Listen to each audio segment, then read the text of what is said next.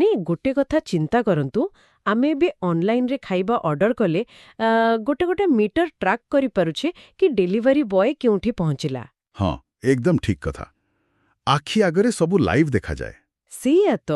କିନ୍ତୁ ଆମ ରାଜ୍ୟର କୌଣସି ଗାଁରେ ଯଦି କାହାକୁ ସାପ କାମୁଡ଼ି ଦିଏ ନା, ତେବେ ତାଙ୍କ ପାଇଁ ଜୀବନରକ୍ଷକ ଔଷଧ ବା ଆଣ୍ଟିଭେନମ୍ କେଉଁଠି ଅଛି, କେତେବେଳେ ପହଞ୍ଚିବ, ତାହା ଖୋଜିବା ଗୋଟେ ମାରାତ୍ମକ ଅନ୍ଧାର ଖେଳ ହେଇଯାଏ।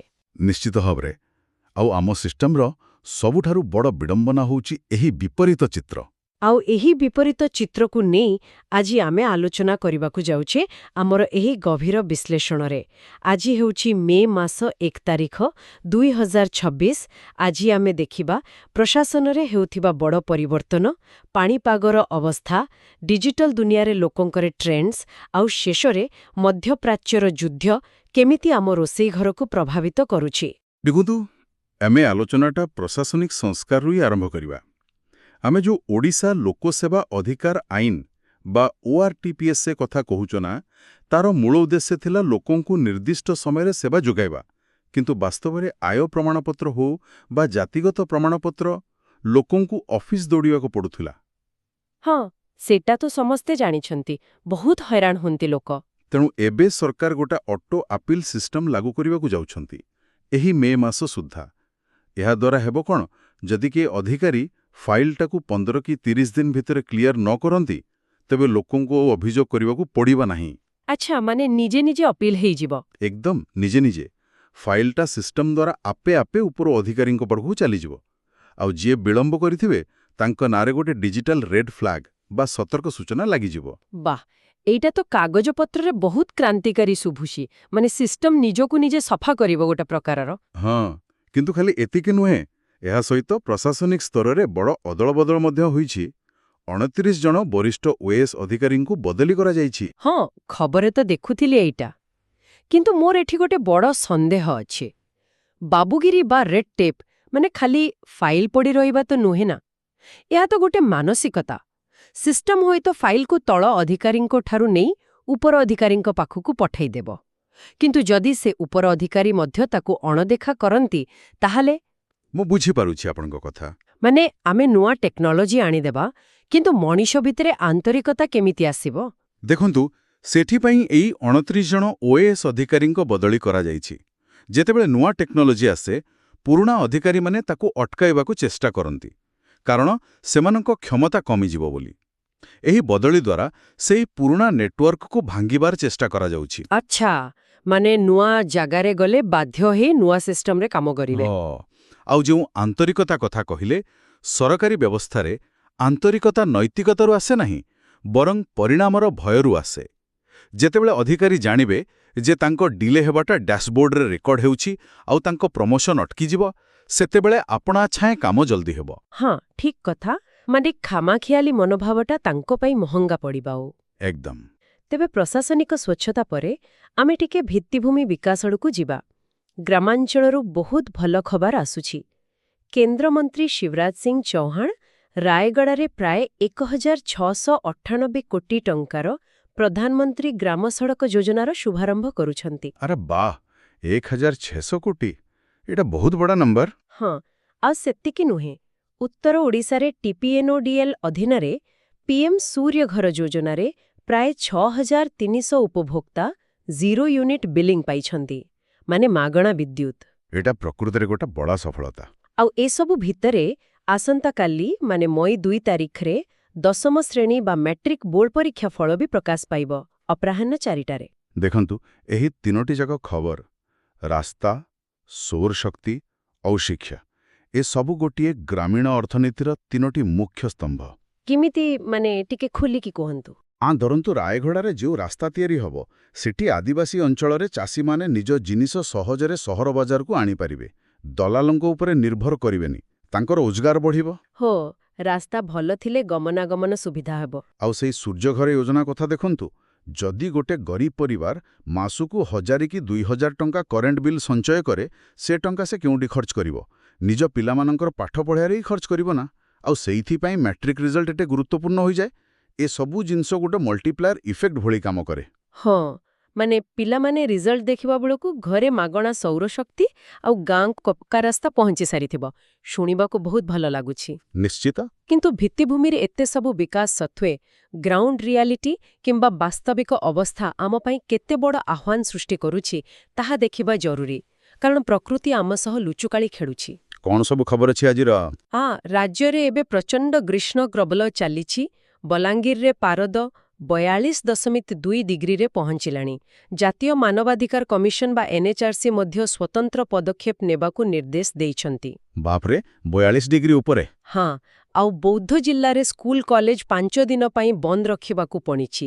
ତବେ ଖବର ଅଛି ଯେ କାଳବୈଶାଖୀ ପାଇଁ ଆଗାମୀ 3 ଦିନ ଟିକେ ଆଶ୍ୱସ୍ତି ମିଳିପାରେ। ହଁ, କାଳବୈଶାଖୀ ଟିକେ ହେଲେ ଲୋକଙ୍କୁ ଥଣ୍ଡା ମିଳିବ। କିନ୍ତୁ ବିପର୍ଯ୍ୟୟ ଖାଲି ଖରାରେ ସୀମିତ ନୁହେଁ।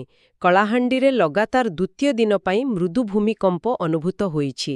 ବୌଦ୍ଧରେ 2 ଜଣ ଗିରଫ ହେବା ସହ ଗୋଟେ କଲରାପତ୍ରିଆ ବାଘ ଛାଲ ଜବତ ହୋଇଛି। ଏଟା ତ ଆଉ ଗୋଟେ ଚିନ୍ତାର ବିଷୟ।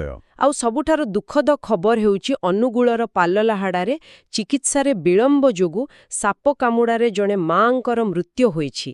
ସେପଟେ ପୁଣି ରାଜଧାନୀର ବିଜେବି କଲେଜରେ ଛାତ୍ରଙ୍କ ମଧ୍ୟରେ ସଂଘର୍ଷ ହୋଇଛି। ଛୁରା ମାଡ଼ରେ 2 ଜଣ ଆହତ ହୋଇଛନ୍ତି। ଦେଖନ୍ତୁ, ଗୋଟେପଟେ ଆମେ ଡିଜିଟାଲ ସ୍ୱଚ୍ଛତା କଥା କହୁଛୁ, ଅନ୍ୟପଟେ ସାପ କାମୁଡ଼ିଲେ ମେଡିକାଲରେ ଔଷଧ ଦେଇପାରୁନୁ। ଦେଖନ୍ତୁ, ଏହା ଏକ ଗମ୍ଭୀର ସମୀକ୍ଷାର ବିଷୟ। ଆମେ କାଗଜପତ୍ରରେ ଯେତେ ଆପିଲ ସିଷ୍ଟମ କଲେ ମଧ୍ୟ ଗ୍ରାଉଣ୍ଡ ସ୍ତରରେ ନୀତି ଆଉ ବାସ୍ତବତା ଭିତରେ ଗୋଟେ ବଡ଼ ଫାଟ ଅଛି। ସେ ପାଲଲହାଡ଼ା ଘଟଣାକୁ ହିଁ ନିଅନ୍ତୁ। ହଁ, ସେଟା ବହୁତ କଷ୍ଟ ଦଉଛି ଶୁଣିବାକୁ। ସାପ କାମୁଡ଼ିଲେ ଗୋଟେ ଗୋଲ୍ଡେନ୍ ଆୱାର ଥାଏ, ମାନେ ନିର୍ଣ୍ଣାୟକ ସମୟ। ସେହି ସମୟରେ ଔଷଧ ଦରକାର। କିନ୍ତୁ ଆମ ଗ୍ରାମ୍ୟ ହସ୍ପିଟାଲରେ ଆଣ୍ଟିଭେନମ୍ ରଖିବା ପାଇଁ କୋଲ୍ଡ ଚେନ୍ ବ୍ୟବସ୍ଥା ନାହିଁ କି ତାଲିମପ୍ରାପ୍ତ କର୍ମଚାରୀ ନାହାନ୍ତି। ସେଥିପାଇଁ ବାଟରେ ହିଁ ମୃତ୍ୟୁ ହୋଇଯାଉଛି। ଏହା ହେଉଛି ଆମ ସିଷ୍ଟମର ସମ୍ପୂର୍ଣ୍ଣ ବିଫଳତା। ଆଉ ସେ ବିଜେବି କଲେଜ ଛୋରାମାଡ଼ ହେରୋ କି ବାଘଚାଲ ଚୋରା ଚାଲାଣ ସିଷ୍ଟମର ଭୟ ନଥିଲେ ହିଁ ଏମିତି ହୁଏ। ସତ କହିଲେ, ମାନେ ସିଷ୍ଟମକୁ ଅଟୋମେଟିକ୍ କରିବା ବହୁତ ସହଜ। କିନ୍ତୁ ମଣିଷ ଜୀବନ ବଞ୍ଚାଇବା ପାଇଁ ସେହି ସିଷ୍ଟମରେ ସମ୍ବେଦନଶୀଳତା କେମିତି ଅଟୋମେଟିକ୍ ହେବ? ଏହା ଗୋଟେ ବହୁତ ଗଭୀର ପ୍ରଶ୍ନ। ଆଉ ଏହି ସବୁ ସମସ୍ୟା ଭିତରେ ସାଧାରଣ ଲୋକେ ପ୍ରକୃତରେ କ'ଣ ଭାବୁଛନ୍ତି ଜାଣିବାକୁ ଚାହିଁବେ। ଇଣ୍ଟରନେଟ୍ ସର୍ଚ୍ଚ ଟ୍ରେଣ୍ଡରୁ ଏକ ଆଶ୍ଚର୍ଯ୍ୟଜନକ ତଥ୍ୟ ମିଳିଛି। ଗତ 7 ଦିନର। ମୁଁ କୌଣସି ପ୍ଲାଟଫର୍ମର ନାଁ ନେବିନି, କିନ୍ତୁ ଡାଟା କହୁଛି ଲୋକେ ଜାତୀୟ ରାଜନୀତି କିମ୍ବା ବଡ଼ ଖବର ଆଦୌ ଦେଖୁନାହାନ୍ତି। ଆଚ୍ଛା। ତାହେଲେ କ'ଣ ଦେଖୁଛନ୍ତି ଲୋକେ? ଲୋକେ ମୁଖ୍ୟତଃ ଦେଖୁଛନ୍ତି ସାମାଜିକ କଲ୍ୟାଣ ଯୋଜନା, ଯେମିତି କୃଷକ ଓ ଛାତ୍ରଙ୍କ ପାଇଁ ସହାୟତା। ତା ଛଡ଼ା ସ୍ଥାନୀୟ ବିପର୍ଯ୍ୟୟ, ଯେମିତି ନିଆଁ ଲାଗିବା ବା ଭୂମିକମ୍ପ ଖବର। କିନ୍ତୁ ସବୁଠାରୁ ଆଶ୍ଚର୍ଯ୍ୟ କଥା ହେଉଛି, ସବୁଠାରୁ ଅଧିକ ଟ୍ରେଣ୍ଡ କରୁଛି ଖରା ଛୁଟି, ମାନେ ସମର ଭ୍ୟାକେସନ 2026। ଆରେ ସତରେ ଖରା ଛୁଟି? ହଁ, ମାନେ ଯେତେବେଳେ ମୁଣ୍ଡ ଉପରେ 42 ଡିଗ୍ରୀ ଖରା, ଲୋକେ ଦିଲ୍ଲୀ କି ୱାଶିଂଟନ ରାଜନୀତି ଅପେକ୍ଷା କାଳବୈଶାଖୀ ଆଉ ଖରା ଛୁଟି କେବେ ଆସିବ ସେଇଟା ହିଁ ଆଗ ଖୋଜୁଛନ୍ତି। ଶିକ୍ଷା ଆଉ ସ୍ୱାସ୍ଥ୍ୟ ସମ୍ପର୍କିତ କାହାଣୀ ଲୋକଙ୍କ ମନକୁ ଛୁଉଁଛି। ଦେଖନ୍ତୁ, ଏହା ପଛରେ ଗୋଟେ ବହୁତ ବଡ଼ ମନୋବିଜ୍ଞାନ ରହିଛି। ଆମେ ଯାହାକୁ କହୁ ସର୍ଭାଇଭାଲ ମୋଡ୍ ସାଇକୋଲୋଜି ବା ବଞ୍ଚିବାର ସଂଘର୍ଷ। ଟିକେ ବୁଝାଇକି କହିବେ? ହଁ, ଆବ୍ରାହମ ମାସ୍ଲୋଙ୍କର ଗୋଟେ ଥିଓରି ଅଛି, ହାଇରାର୍କି ଅଫ୍ ନିଡ୍ସ।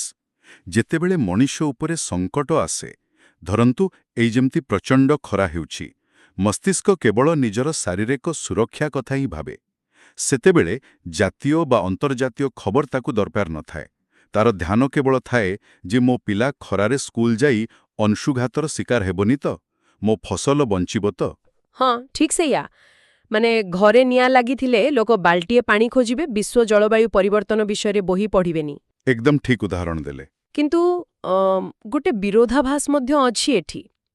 ଲୋକେ ହୁଏତ ଅନ୍ତର୍ଜାତୀୟ ଖବର ଖୋଜୁ ନାହାନ୍ତି, କିନ୍ତୁ ଏମିତି ଏକ ଅନ୍ତର୍ଜାତୀୟ ଖବର ଅଛି ଯାହା ସିଧାସଳଖ ଓଡ଼ିଶାର ପ୍ରତିଟି ପରିବାରର ପକେଟ ଉପରେ ପ୍ରଭାବ ପକାଇବାକୁ ଯାଉଛି। ଆପଣ ମଧ୍ୟପ୍ରାଚ୍ୟ କଥା କହୁଛନ୍ତି ବୋଧେ? ହଁ, ମଧ୍ୟପ୍ରାଚ୍ୟରେ ଆମେରିକା ଏବଂ ଇରାନ ମଧ୍ୟରେ ଉତ୍ତେଜନା ବହୁତ ବୃଦ୍ଧି ପାଇଛି। ଇରାନର ସର୍ବୋଚ୍ଚ ନେତା ମୋଜତବା ଖାମେନେଇ ଦେଶର ପରମାଣୁ କ୍ଷେପଣାସ୍ତ୍ର କାର୍ଯ୍ୟକ୍ରମକୁ ତାଙ୍କର ଜାତୀୟ ପରିଚୟ ସହ ଯୋଡ଼ି ଦୃଢ଼ୋକ୍ତି ପ୍ରକାଶ କରିଛନ୍ତି। ହଁ, ଏହି ବୟାନ ପରେ ସ୍ଥିତି ବହୁତ ଜଟିଳ ହୋଇଯାଇଛି। ଆଉ ତାର ଫଳସ୍ୱରୂପ ଅଶୋଧିତ ତୈଳ ବା ବ୍ରେଣ୍ଡ କ୍ରୁଡ୍ ଦର ବ୍ୟାରେଲ ପିଛା $126ରେ ପହଞ୍ଚିଗଲାଣି। ଆମ ରାଜ୍ୟ ସରକାର ମଧ୍ୟ ସେଠି ଥିବା ପ୍ରବାସୀ ଓଡ଼ିଆଙ୍କ ସୁରକ୍ଷା ପାଇଁ ଗୃହ ଏବଂ ଶ୍ରମ ବିଭାଗକୁ ନେଇ ଏକ ସ୍ୱତନ୍ତ୍ର ୱାର୍କିଂ ଗ୍ରୁପ ଗଠନ କରିଛନ୍ତି। ବର୍ତ୍ତମାନ ମୋର ପ୍ରଶ୍ନ ହେଉଛି, ଏତେ ଦୂରରେ ହୋଉଥିବା ଜିନିଷ ଆମ ରୋଷେଇ ଘରର ବଜେଟକୁ କେମିତି ନିୟନ୍ତ୍ରଣ କରିବ? ଦେଖନ୍ତୁ, ଏହା ହିଁ ହେଉଛି ବିଶ୍ୱୟାନ। ଯେତେବେଳେ ଇରାନ ଏବଂ ଆମେରିକା ଭିତରେ ଉତ୍ତେଜନା ବଢ଼େ, ସେଠି ଗୋଟେ ଜାଗା ଅଛି, ହର୍ମୁଜ୍ ପ୍ରଣାଳୀ। ସେହି ବାଟ ଦେଇ ପୃଥିବୀର ଅଧିକାଂଶ ତେଲ ଜାହାଜ ଯାଏ। ଯୁଦ୍ଧ ଭୟରେ ସେହି ଜାହାଜଗୁଡ଼ିକରେ ଇନ୍ସୁରାନ୍ସ ବଢ଼ିଯାଏ।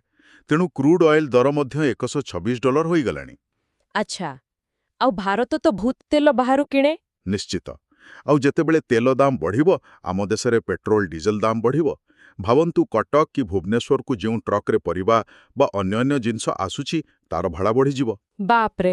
ତେଣୁ ସେହି ବର୍ଦ୍ଧିତ ଖର୍ଚ୍ଚ ସିଧା ଯାଇ ପଡ଼ିବ ଜଣେ ସାଧାରଣ ଗ୍ରାହକ ଉପରେ। ଆପଣ ଭାବିବେ ବଜାରରେ ପରିବାର ଦର ବଢ଼ିଗଲା, କିନ୍ତୁ ତାର ମୂଳ କାରଣ ହେଉଛି ହଜାର ହଜାର ମାଇଲ ଦୂରରେ ଥିବା ଏକ ସମୁଦ୍ର ରାସ୍ତାର ଅଶାନ୍ତି। ବସ୍ ଭଡ଼ାରୁ ଆରମ୍ଭ କରି ସବୁକିଛି ମହଙ୍ଗା ହୋଇଯିବ। ମାନେ ହଜାର ହଜାର ମାଇଲ ଦୂରରେ ଥିବା ଏକ ଜଳପଥର ବାଧା କିପରି ଆମ ଘରର ବଜେଟକୁ ନିୟନ୍ତ୍ରଣ କରେ, ଏହାକୁ ବୋଧେ ପ୍ରକୃତ ବିଶ୍ୱୟାନ କୁହାଯାଏ। ଆମେ ନ ଚାହିଁଲେ ବି ସେ ଯୁଦ୍ଧ ପ୍ରଭାବ ଆମ ଉପରେ ପଡ଼ିବ। ଏକଦମ। ଆଉ ଯେଉଁ ୱାର୍କିଂ ଗ୍ରୁପ୍ କଥା କହିଲେ, ସେଇଟା ବହୁତ ଜରୁରୀ। କାରଣ ମଧ୍ୟପ୍ରାଚ୍ୟରେ ଆମର ବହୁତ ଶ୍ରମିକ ଭାଇମାନେ ଅଛନ୍ତି। ଯୁଦ୍ଧ ହେଲେ ତାଙ୍କୁ ସୁରକ୍ଷିତ ଭାବେ ଫେରାଇ ଆଣିବା ସରକାରଙ୍କ ଦାୟିତ୍ୱ। ହଁ, ଏଇଟା ପ୍ରକୃତରେ ଗୋଟେ ଭଲ ପଦକ୍ଷେପ। ଆଉ ଗୋଟେ କଥା, ଏସବୁ ଅଶାନ୍ତି ଭିତରେ ବାହାରେ ରହୁଥିବା ଓଡ଼ିଆମାନେ ନିଜ ସଂସ୍କୃତିକୁ କିନ୍ତୁ ଭୁଲି ନାହାନ୍ତି। ଖବର ଆସୁଛି ଯେ ଅହମ୍ମଦାବାଦ ଏବଂ ଲଣ୍ଡନରେ ଓଡ଼ିଆମାନେ ବହୁତ ଧୁମଧାମରେ ଓଡ଼ିଶା ପର୍ବ ପାଳନ କରୁଛନ୍ତି। ବାଃ, ଏହା ଶୁଣି ବହୁତ ଖୁସି ଲାଗିଲା। ସଙ୍କଟ ସମୟରେ ମଣିଷକୁ ନିଜର ସଂସ୍କୃତି ଏବଂ ମୂଳ ପରିଚୟ ହିଁ ମାନସିକ ବଳ ଦେଇଥାଏ। ସତ୍ କହିଏ। ତେବେ ଆମେ ଆଲୋଚନାର ଶେଷ ପର୍ଯ୍ୟାୟରେ ପହଞ୍ଚିଗଲେଣି। ଆଜି ଆମେ ଏହି ବିଶ୍ଳେଷଣରେ ଦେଖିଲେ ଯେ ସ୍ଥାନୀୟ ଡିଜିଟାଲ ଆପିଲ୍ ସିଷ୍ଟମଠାରୁ ଆରମ୍ଭ କରି ପ୍ରଚଣ୍ଡ ଗ୍ରୀଷ୍ମ ପ୍ରବାହ ଭିତ୍ତିଭୂମିର ବିକାଶ ଏବଂ ଶେଷରେ ମଧ୍ୟପ୍ରାଚ୍ୟର ଯୁଦ୍ଧ ପର୍ଯ୍ୟନ୍ତ ଆଜିର ସବୁ ଖବର କେମିତି ଗୋଟିଏ ସୂତ୍ରରେ ବନ୍ଧା ହୋଇଛି।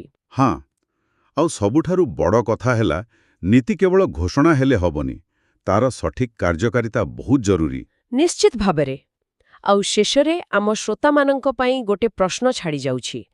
ଆଜି ଆମ ପାଖରେ ମାଗଣା ସୌରଶକ୍ତି ଅଛି, ନୂଆ ରାସ୍ତା ଅଛି, ଆଉ ଦୁନିଆର ସବୁ ଖବର ଇଣ୍ଟରନେଟ୍ରେ ମିଳିଯାଉଛି।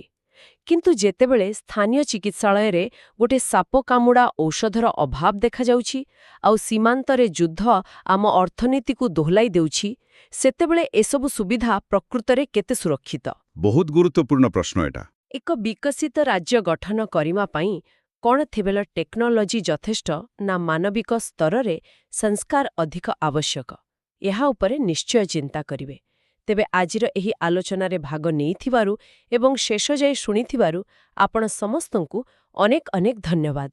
ଆଗକୁ ମଧ୍ୟ ଏହିପରି ନୂଆ ତଥ୍ୟ ଅନ୍ୱେଷଣ କରିବା ଜାରି ରଖନ୍ତୁ। ଆମେ ପୁଣି ଭେଟିବା ଆଉ ଏକ ନୂଆ ଆଲୋଚନାରେ। ନମସ୍କାର।